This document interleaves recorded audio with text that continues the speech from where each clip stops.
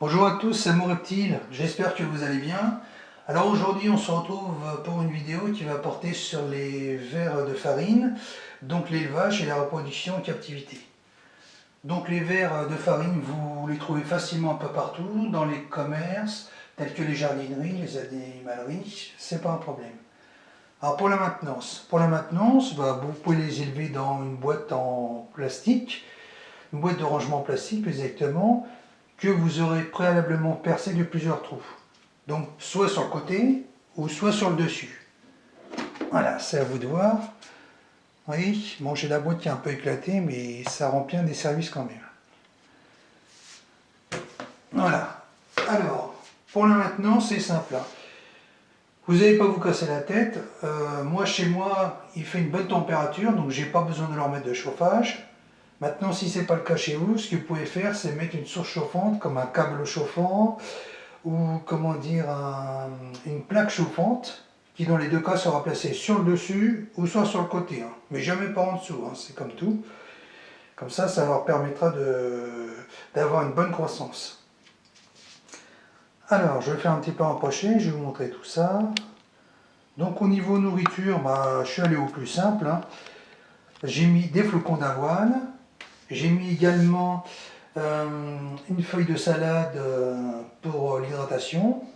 Après vous pouvez rajouter du maïs si vous le désirez.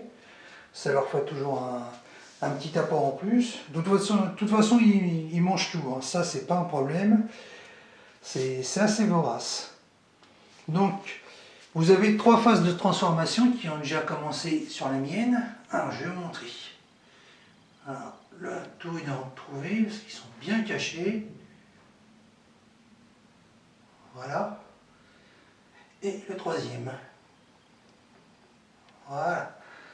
Alors, quand vous avez vos vers de farine, bon, les vers de farine, c'est quoi? C'est des larves, hein, tout simplement, qui se développent au fur et à mesure du temps. Voilà. Attendez. Je ne sais pas si on les voit bien. Voilà. Alors, donc, vous avez le ver de farine dans sa forme initiale qui est à gauche. Au milieu, vous avez le nymphe, donc avec transformation. Et à droite, vous avez, comment dirais-je, le ténébrion. Alors le mien a une couleur marron, mais je pense qu'après il va virer, au noir. Donc vous voyez, c'est une transformation en 3 étapes. Donc, en fait, le ver de farine est très pratique pour retaper un individu qui est mal en point, ou alors, lorsque vous êtes en phase de reproduction de grenouilles. Là, il faut bien les nourrir. Mais par contre, il faut éviter d'en donner trop souvent parce que le ver de farine, déjà il est gras, et en plus il possède un exosquelette. Donc ce qui fait qu'il n'est pas toujours bien assimilé. Donc si vous le donnez une fois par semaine, c'est vraiment très bien, quoi. Ça permet un peu de varier la nourriture de vos batraciens en remplaçant les grillons ou les vers de terre ou les blattes par des vers de farine. Ça permet un peu de changer un peu l'alimentation. Donc, ce qui est aussi intéressant. Donc ça se reproduit, comme je le disais, ça se reproduit très facilement en captivité. Et c'est pas compliqué du tout. Vous voyez, je les laisse vivre leur vie, ça mange, ça se reproduit. Et ça me fait une petite source supplémentaire donc, de nourriture, ce qui me rend indépendant. Ce qui m'évite d'aller chaque semaine à l'animalerie refaire mon stock d'insectes. Et c'est quand même assez pratique, parce qu'on n'en a pas toujours l'envie.